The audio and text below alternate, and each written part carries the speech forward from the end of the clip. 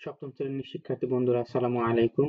আজকে তোমাদের গণিত বইয়ের 14তম ক্লাস, প্রথম অধ্যায়ের 29 নাম্বার পেজ থেকে আজকের ক্লাসটা শুরু। দেখো, এখানে যে কথা বলছে, সূর্য থেকে পৃথিবীর দূরত্ব 15 কোটি কিলোমিটার।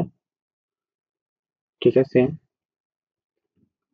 15 কোটি কিলোমিটার। এটা আসলে তোমাদের সংখ্যাটা মনে রাখার জন্য না। তারপরে আলোর বেগ, দেখো আলোর গতি প্রতি সেকেন্ডে 3 লক্ষ কিলোমিটার বা 30 কোটি মিটার।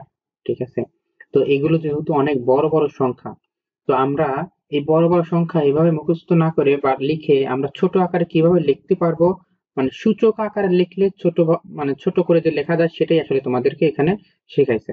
দেখো কিভাবে আলোর আলোর যে বেগ, এটা 30 কোটি মিটার। মিটারে দিলে 30 কোটি মিটার, আর কিলোমিটার হলে 3 লক্ষ কিলোমিটার। আচ্ছা, যাই হোক, এই সংখ্যাটাকে আমরা কিভাবে লিখতে পারি, আসলে শেষ পর্যন্ত তোমাদেরকে যেটা শিখাইছে, তোমরা এই 3 লিখবা, গুণন দিয়ে দেখবা শূন্য কয়টা আছে। দেখো 8টা শূন্য আছে, তাহলে 10 এর উপর পাওয়ার হবে 8। ঠিক আছে, এইটাই তোমাদেরকে শিখাইছে। তো কিভাবে শিখাইছে, প্রথমে এটার সাথে একটা শূন্য কম দিয়ে, শূন্য ছিল 8টা, 7টা শূন্য দিয়ে 10 দিলাম। তারপরে 6টা শূন্য দিয়ে 2টা 10 লিখলাম। তারপরে 5টা শূন্য দিয়ে 3টা 10 লিখলাম। এইভাবে লিখছে। ঠিক আছে, আর এই 3টা 10-এর কারণে এখানে 10-এর উপর পাওয়ার 3, 2টা 10-এর জন্য 10-এর উপর পাওয়ার 2, একটা 10-এর জন্য 10-এর উপর পাওয়ার 1। এখানে একটু ভুল ছিল, দেখো এখানে শূন্য একটা কম হবে, শূন্য একটা বেশি দিচ্ছে। ঠিক আছে, তো এভাবে তার পরেরটা কি হবে, আবার 10-এর উপর পাওয়ার 4 হবে, তারপর একটা 10-এর উপর পাওয়ার 5 হবে, তারপরটা 10-এর উপর পাওয়ার 6 হবে, তারপর একটা 10-এর উপর পাওয়ার 7 হবে, এরপর একটা 10-এর উপর পাওয়ার 8 হবে, এখানে গিয়ে শেষ হবে। তাহলে এখানে যেহেতু 5টা শূন্য ছিল, এখন হবে 4টা শূন্য, এরপরেরটা হবে 3টা শূন্য, সরি, এই 4টা শূন্য, 3টা শূন্য, এরপরেরটা 2টা শূন্য, এরপরেরটা একটা শূন্য, এরপরে শূন্য নয়, শুধু 3। শেষ পর্যন্ত আমরা এই আকারে প্রকাশ করবো যে একটা সংখ্যা একটা অঙ্ক রাখবো এই পাশে, গুণন 10-এর উপর পাওয়ার দেবো।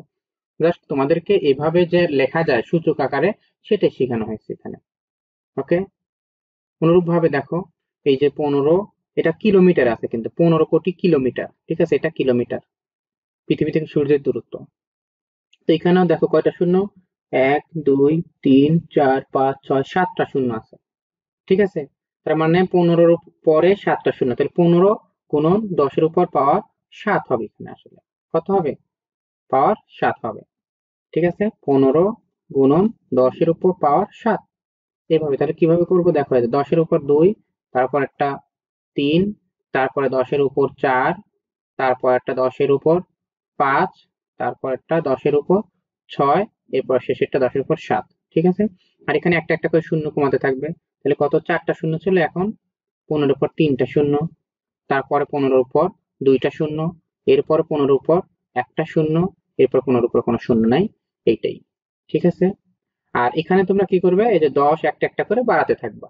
3টা ছিল, এখানে 4টা লিখবা 10, তারপর 5টা 10 লিখবা, 6টা 10 লিখবা, এখানে 7টা 10 লিখবা। ঠিক আছে, তাহলে হয়ে যাবে 15 পরে এটা হলে। তো জাস্ট তোমাদেরকে এখানে শেখানো হয়েছে কি, যে এক্সপোনেন্ট বা সূচক আকারে কিভাবে লিখতে হয় একটা বড় সংখ্যাকে, সেটাই শেখানো হয়েছে। ওকে, আশা করি এটা সহজ, তোমরা বুঝতে পারবে।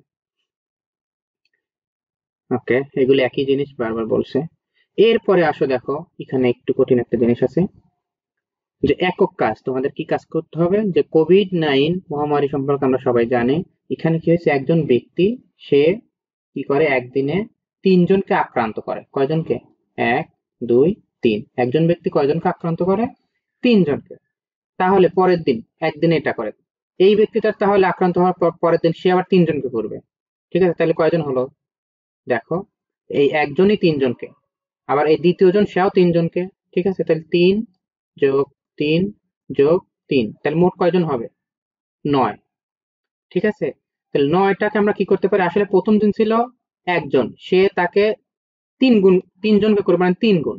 ঠিক আছে, এখানে বোঝাই, দেখো প্রথম দিন ছিল, প্রথম দিন 3 জনকে, একজন 3 জনকে আক্রান্ত করছে, অর্থাৎ 1 গুণন 3 ইকুয়াল টু 3 জন। ঠিক আছে, এই 3 জন আবার পরের দিন আরো এক একজন 3 জন করে, তার মানে 3 গুণন 3 ইকুয়াল টু 9 জন হয়ে যাবে। পরের দিন কয়জন হবে, 9 জন। এই যে দেখো এখানে গুণে দেখো, 9 জন। ঠিক আছে? তাহলে তিন, প্রথমে ছিল একজন, তাকে ৩ দ্বারা গুণ করলে হলো কত? ৩, ৩ জন। ওকে, এই লাইনে সেই ৩ কে আবার ৩ দ্বারা গুণ করতে তাহলে কত হয়? ৯। দেখো এই ৯ জন। ঠিক আছে? সুতরাং প্রথম দিন ৩ জন, তারপরে ৩ কে আরো ৩ দ্বারা গুণ করো তাহলে কত হবে? ৯। তারপর আবার ৩ যা হয়েছে এটাকে আবার ৩ দ্বারা গুণ করো তাহলে হবে ২৭। ঠিক আছে? তাহলে ২৭ হবে। তারপরের দিন আবার ৩ দ্বারা গুণ করো, ৩ গুণন ৩ গুণন ৩। ঠিক আছে? তারপরের দিন আবার আরেকটা ৩ দ্বারা বেশি গুণ করবে, ৫টা ৩ হবে। ঠিক আছে? এইটা হবে পঞ্চম দিনে। তাহলে সূচক আকারে লিখলে কি হবে? দেখো ৩ গুণন ৩, ২টা ৩, ৩ স্কয়ার। তারপরের দিন ৩ এর উপর পাওয়ার ৩, তারপরের দিন ৩ ৪টা, এরপরের দিন ৩ ৫টা। আমার মনে হয় এটা তোমরা বুঝতে পারবে, এটা কিন্তু পাওয়ার। ঠিক আছে? এটা ৩ আর এই ৫টা হচ্ছে পাওয়ার।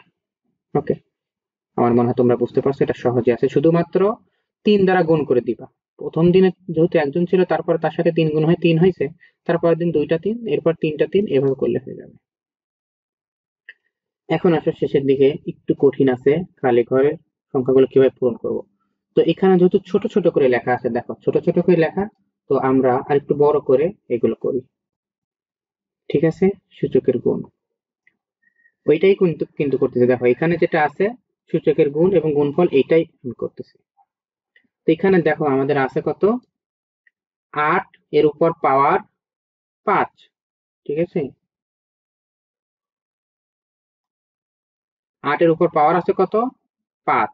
আর এখানে ৮ এর উপর কত পাওয়ার হলে এখানে ৮ এর উপর পাওয়ার গুণফল কত? ১৪। দেখো আমরা আগেও করছি যে এই ১৪টা কিভাবে আসছে? এই যে ৫ এবং এর উপর যা হবে এই দুটা যোগ করে ১৪ হয়েছে। তাহলে ৫ এর সাথে আর কত যোগ করলে ১৪ হবে? বলতে পারবে তোমরা? ৫ এর সাথে ৯ যোগ করলে ১৪ হয়। তার মানে এখানে হবে ৯। কেন? এই ৫ আর যোগ যদি ৯ করি, ঠিক আছে? ৫ আর ৯ করলে এই ১৪ হবে। ঠিক আছে? তার মানে এটা ১৪ হয়েছে। সুতরাং এখানে আবার দেখো ২২ আছে। তাহলে ১৫ সাথে কত যোগ করলে, ১৫ সাথে কত যোগ করলে পরে ২২ হবে? বলতে পারবে? ৭ যোগ করলে। সুতরাং এখানে হবে ৭। ঠিক আছে? তাহলে ৭ যোগ ১৫ ইকুয়াল টু ২২। এরপরটা আছে, দেখো ৫ এর উপর পাওয়ার কত? ২৫। যেহেতু ৫ এর উপর পাওয়ার, তো এখানে একটা ৫ আছে, এটা জাস্ট ৫ হবে। এবং এই যে ১৪ আর ১৫ যোগ করলে ২৯ হয়। এখানে যেহেতু ১৭ আছে দেখো, এবং তার উপর ১৬ আছে পাওয়ার, তো ১৭ বেস যেহেতু ১৭, তাহলে এখানেও ১৭ হবে, এটাও ১৭ হবে। এবং পাওয়ার দেখো ১০ আর ৬ কত? ১৬, এই ১৬ই আছে এখানে। ঠিক আছে?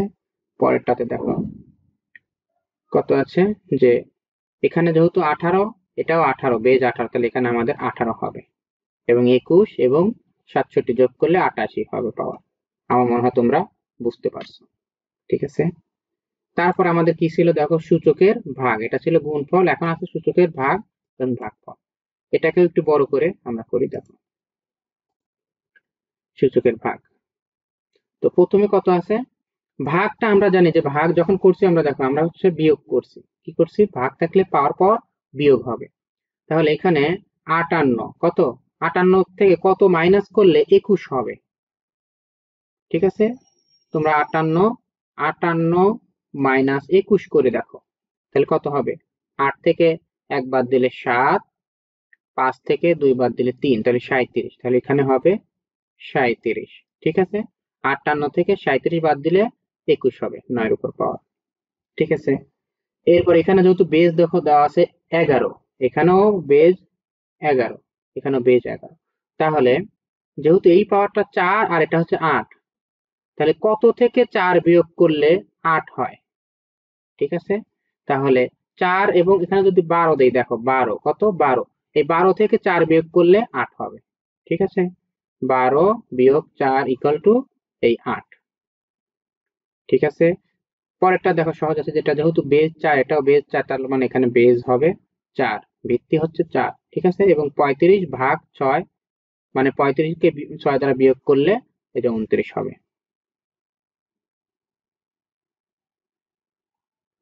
তারপর এটা দেখো আমাদের কি আছে? ৮, এখানে ৫২ এর উপর পাওয়ার ৮, এখানে কোন পাওয়ার দিলে ০ হবে? তো ৮ এর থেকে কি বিয়োগ করলে পরে ০ হবে? ৮। ওকে, এরপর দেখো ৪৭ এর উপর পাওয়ার ২১, আর এখানে 47 এর উপর কত পাওয়ার দিলে -3 হবে? তো -3টা আমি তোমাকে আগে বলে নিই, এটা হচ্ছে 24 হবে। কত? 24। তো 21 থেকে যদি 24 বিয়োগ করো তাহলে হবে তোমার -3। ওকে, দেখো যদি 21 বিয়োগ 24 করি তাহলে হবে -3। কেন -3? 21 থেকে 24টাই বড়, যেহেতু 24 বড়, 24-এর আগে মাইনাস চিহ্ন, তাহলে মাইনাস চিহ্ন দিব এবং 24 থেকে 21 বাদ দিলে 3 হবে। এটাই ভাবে হবে। পরেরটা সহজ আছে, কি জন্য এখানে যেহেতু 19 বেজ আমাদের সেম থাকে। ওকে, তাহলে এটা হয়ে গেল। তারপরে তোমাদের দেখো কি আছে, যে সূচক আকার এবং সংক্ষিপ্ত পদ্ধতি। ওকে, এটা আশা করি তোমাদের জন্য সহজ হবে। দেখো পরেরটাতে, তো এখানে কত আছে দেখো, এটা 3, আর এখানে কত হলে এখানে 24। দেখো মনে রাখবে পাওয়ারের উপর পাওয়ার এই দুইটা গুণ হয়, পাওয়ারের উপর পাওয়ার গুণ। ঠিক আছে, পাওয়ার গুণন পাওয়ার, পাওয়ার গুণন পাওয়ার। ঠিক আছে, তাহলে 3-এর সাথে কত গুণ করলে 24 হবে? 8। 3 গুণন 8 ইকাল টু 24। ঠিক আছে, এরপরে আমাদের বানাতে হবে কত? 12। তাহলে 6-এর সাথে কত গুণ করলে 12 হবে? 2। 6 দুগুণে 12। ঠিক আছে, এরপর এটা যেহেতু ভিত্তি 3 আছে তাহলে 3ই হবে, কারণ ভিত্তি চেঞ্জ হলে আমরা করতে পারবো না। এবং দেখো 4 গুণন 11, 4 11 কত? 44। ঠিক আছে, এরপরে 5-এর উপর পাওয়ার দেখো 4, আর এখানে -5, তাহলে 4 5-এ কত? 20। তাহলে 20, এবং এখানে যেহেতু মাইনাস আছে দেখো, তাহলে এখানে -20।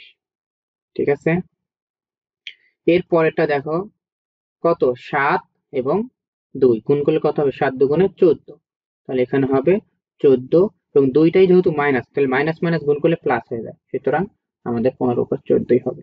ঠিক আছে, আশা করি তোমরা বুঝতে পারছো, এবং এরই মাধ্যমে আমরা ইনশাল্লাহ আমাদের প্রথম যে অধ্যায়টা আমরা শেষ করতে পারছি। এর পরের অধ্যায় ইনশাল্লাহ তোমাদের সাথে দেখা হবে। এবং ক্লাস যদি তোমরা বুঝতে না পারো তাহলে অবশ্যই কমেন্টের মাধ্যমে জানাবে, কোথাও যদি বুঝতে